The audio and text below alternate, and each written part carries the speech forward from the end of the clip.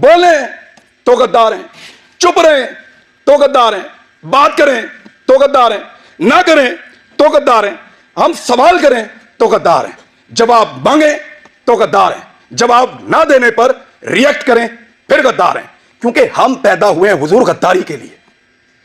ہمارے گلوں میں نا تختیاں ڈالو اور ہمیں چکر لگواؤ پاکستان کے غدار لکھ کر، ہمارے ماتھوں پہ لکھو غدار ہے، ادھر یا لکھو یا گولی مار دو، ہمارے لیے وہ زیادہ آسان ہوگا۔ تکلیف ہوتی ہے۔ ارشد شریف نے کس کے لیے آواز نہیں اٹھائی تھی؟ آپ سارے گواہ ہیں۔ جس کو مار پڑی وہ اس کا شدید ترین مخالف ہونے کے باوجود کہتا رہا کہ غلط مارا ہے۔ تو تکلیف ہوتی ہے نا۔ بٹ صاحب ناکامی تھی ہماری، اس کا ہم پہ اعتبار ختم ہو گیا۔ بٹ صاحب اس کو پتا چل گیا اب اس کا بوجھ نہیں اٹھا سکتے، وہ اس لیے ملک چھوڑ کے گیا تھا۔